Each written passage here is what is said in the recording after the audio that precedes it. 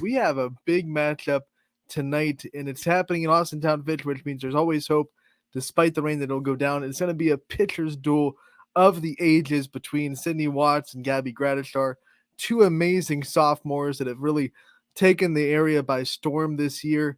If we're having a pitcher's duel, I don't think there's anyone better to come on and talk about it than one of the best pitchers that has come through the area. We have former Pullman Bulldog, former Lady Vol, Erin Gabriel coming on to talk a little bit about our area softball and some of the great things that are happening, including the pitcher's duel tonight. Erin, thank you so much for taking the time to join us today. Yeah, thank you so much for having me. We had you on last year, and we were just talking about the amount of pitching that is in this area, and I think it's even gotten better this year. You can't skip a stone in softball this year without seeing just incredible pitching, whether it be in Division 4 or Division 1. What's it like as a softball fan for you, real quick, in the area? Just look around and see all these updates and see all these numbers that are being tossed around and see so many great pitchers that are doing their thing in the Youngstown area.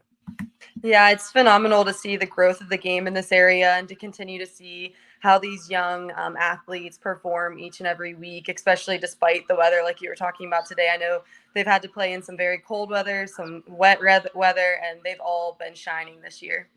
Let's talk about that. You pitched in this area. You're no stranger to pitching in the cold, in the rain. I believe a state championship in the rain, if I'm not mistaken, your senior year. Yes.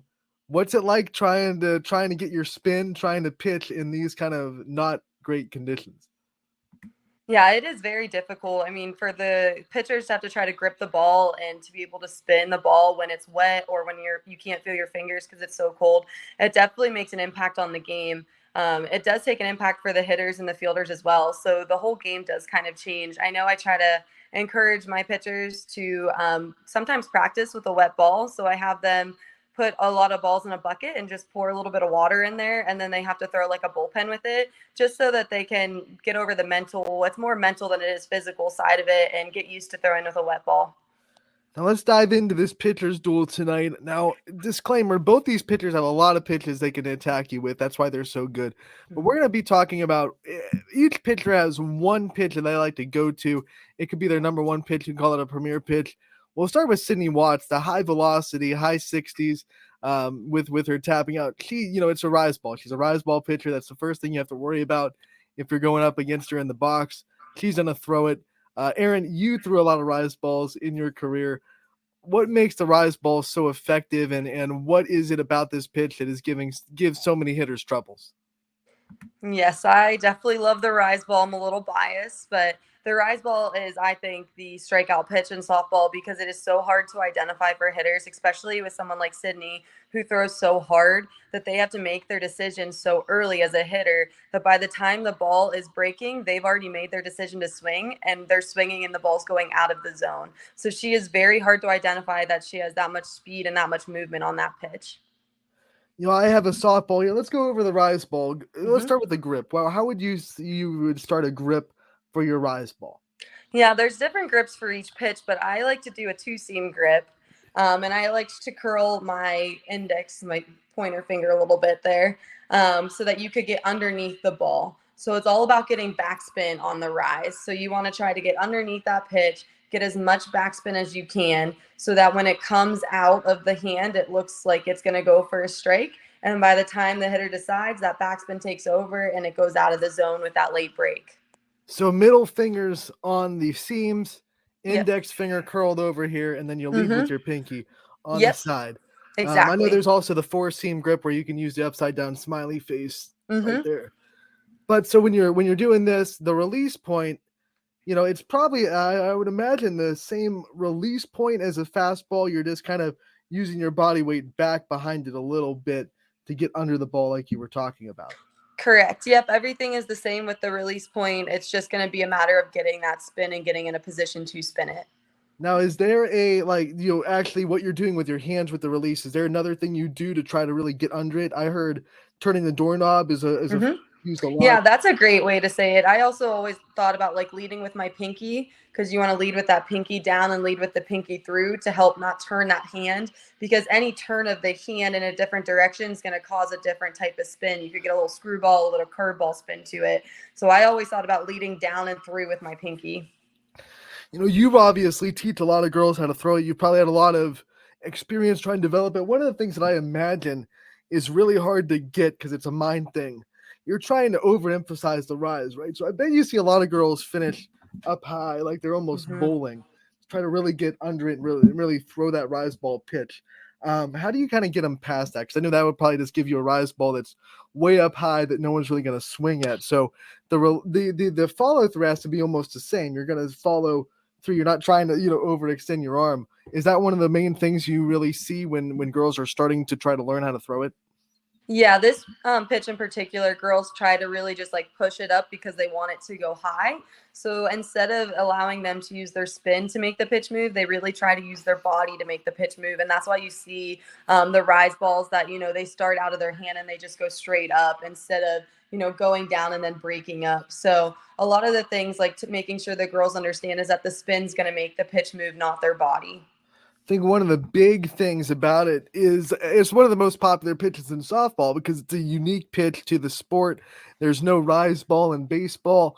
So a lot of girls want to learn how to throw it. I'm sure you get a lot of girls that come to you that want a rise ball before they're ready. When do you start to tell a pitcher that you can really start to try to develop a rise ball?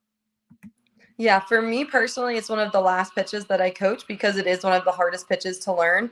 And also, they have to have some velocity to get that. So, the younger pitchers that are starting it that, are only throwing in the 40s or low 50s are going to have a really hard time trying to learn that pitch. So, it is one of my later pitches that I teach. I make sure that the girls have good body control and body awareness and that they have enough velocity to really make that pitch move.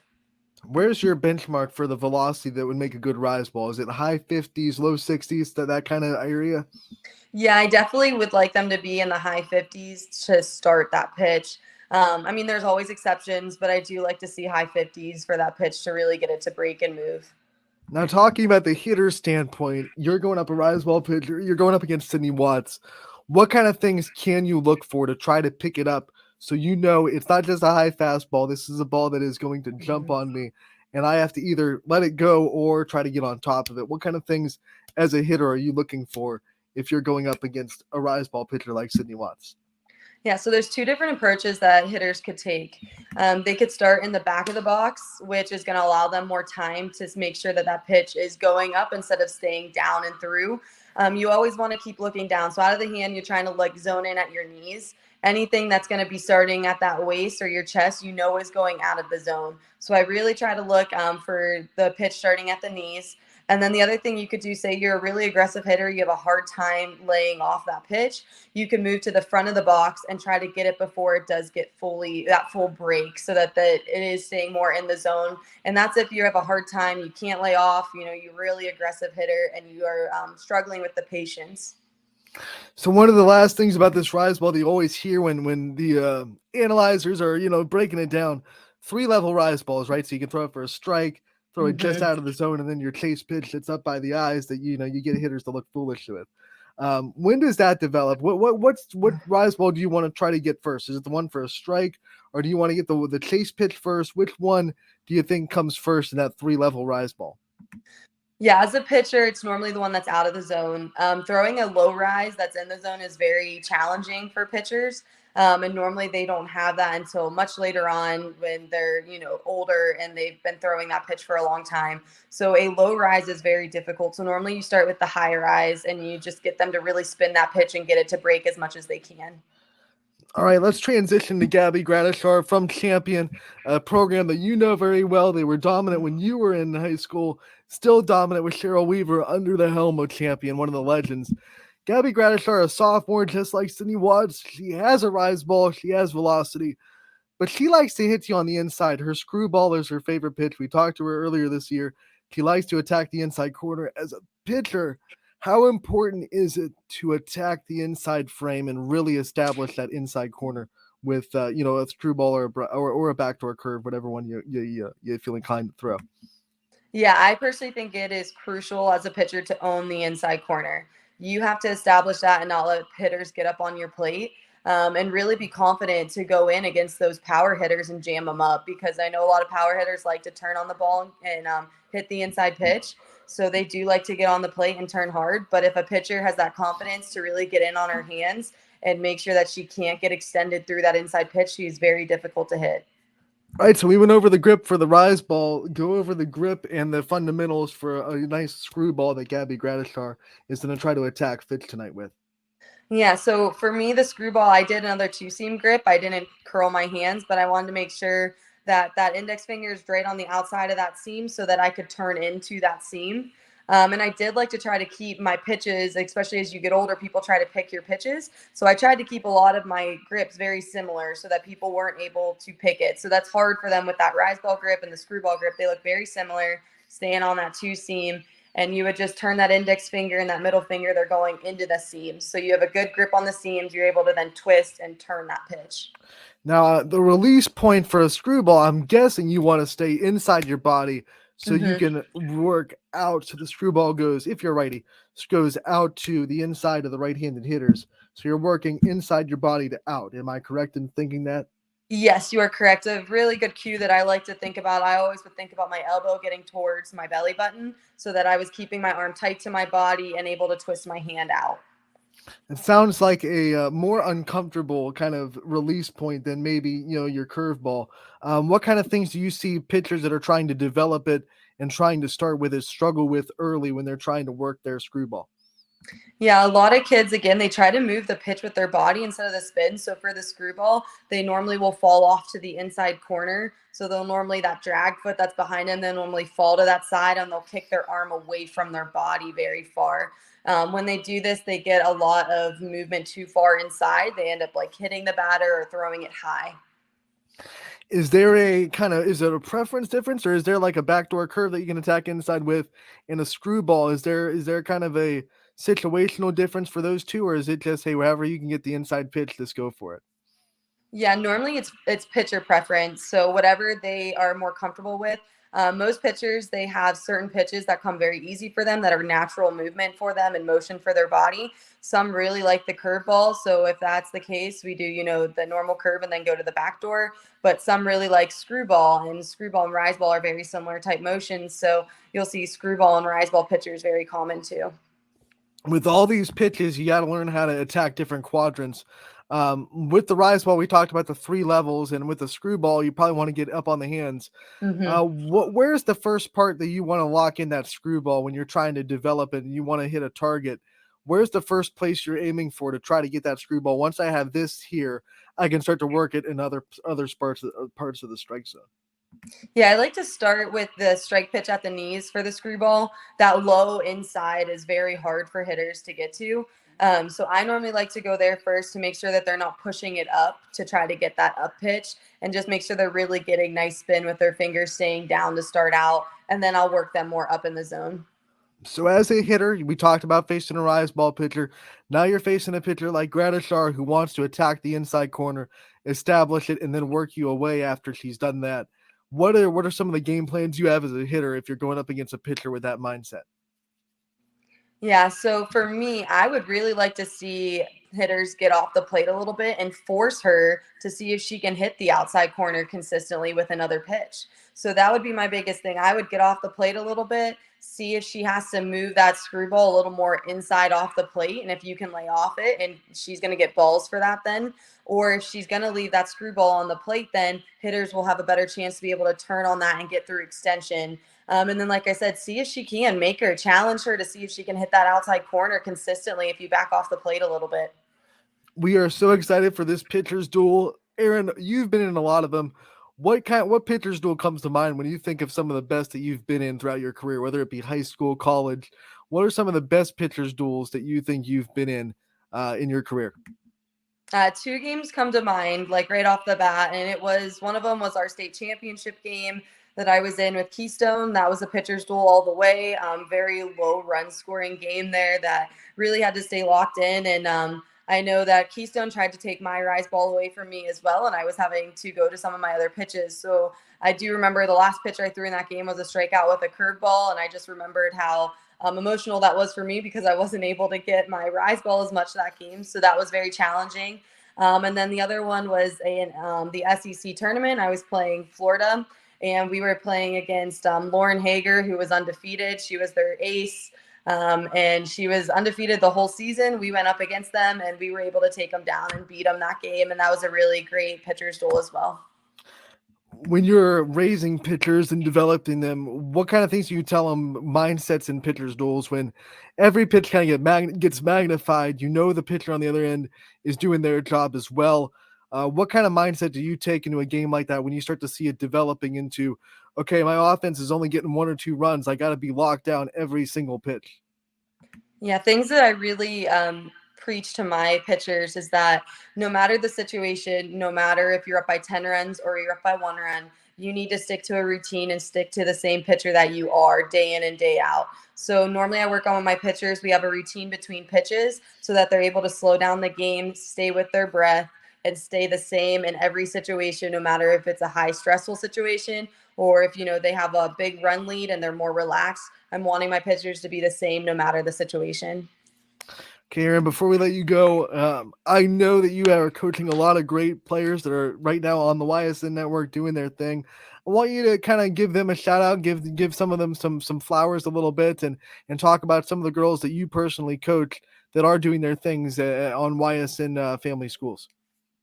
Yeah, I do have quite a few pitchers that are in the area that go to different schools. I think they all are doing amazing.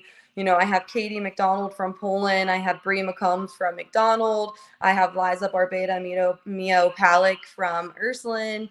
I have Gigi Cower at Mohawk. So I just have a bunch. I have more than that are all just, they put in the work. I just can't say enough about like even Isabella from Lakeview, who's a freshman coming out and doing her thing this year. So I just have so many kids that work very hard throughout the whole year. And I want to give credit to all of the pitchers, all of the players, all of the coaches in this area, because it just makes me feel so great to know that there's so many girls, coaches, and parents in this area that are continuing to see the growth in softball. And I just love to see how much the game continues to grow and progress. One of the girls I texted you about this week because I did one of her games, Haley Taylor from Hubbard. So impressed with her Yep. ability in this extra inning game against Girard to come in, relieve Phoebe Resnack, and get the last 2 innings under that belt and the extras, and also doing a lot at the plate too. So all the girls that are being coached by you, when we interview them, they say how lucky they are to be coached. So when you hear that, when you hear these players that are succeeding as a coach, as someone that has put a lot of time into them, you're coaching every night. What's that mean to you when you get a text after a game that says, "Hey, this is the situation I was in, and your coaching was one of the things that got me through it"? Yeah, I can't tell you how excited, and it just like warms my heart to see my girls and their growth as on and off the field. I like you mentioned Haley, and she's a freshman, and she came in a big situation. I'm sure her nerves were going, and she was able to perform and execute her pitches. And I just think that when they text me, it means the world to me. I've gotten to see some of these kids since they were 8, 9 years old, and now to see them in these situations and to see them grow and mature along the way, like I said, on and off the field as a softball player and as a person, it just makes every long night, all the long hours worth it.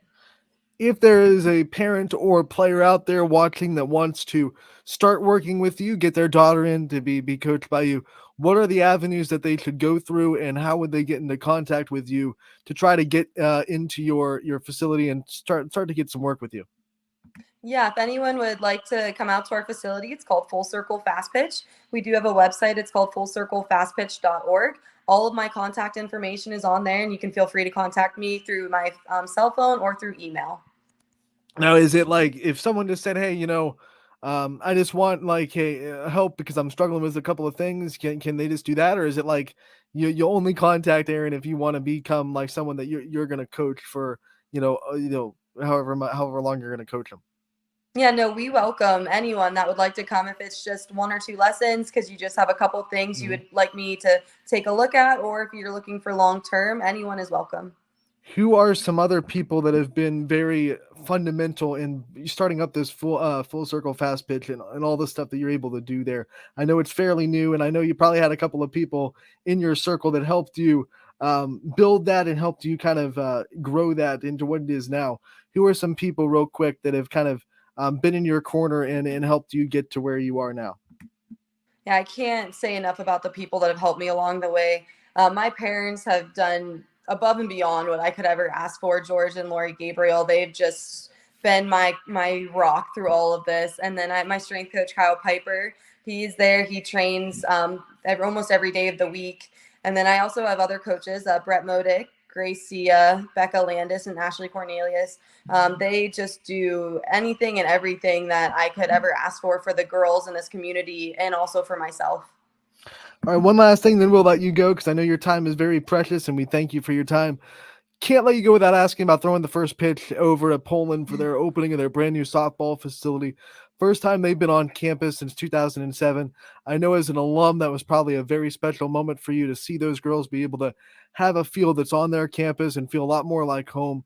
What was it like for you to be a part of that moment, to be able to stick around for a lot of that game and to just be a part of that atmosphere that was the opening night at Poland softball field? I was honored and humbled for that whole experience. I am so excited for that program to have that field now. It is absolutely beautiful. I know a lot of people put a ton of work into that and they did a great job. And then to make it even more special, I was able to go out with my high school coach, Coach Lamport. I think the world of him and what he has done for this community and continues to do. So that night I will always remember. All right, Erin, we thank you so much for your time. We know you're busy. We know you got a lot of other stuff on your plate, but we always appreciate it when you give us a little bit of time to talk about softball in the area. I know that the Vols have a big one this weekend, so go Yes. Tennessee, go Big Yes. Orange, and we'll see you soon. Hopefully, we can get you on again during tournament time to talk about some of these big matchups in sectionals and districts. Yes, I always love talking softball. So anytime you guys are willing to have me on, I'll be here. Thank you so much. You got it, Erin. Thanks again for the time. Mm-hmm.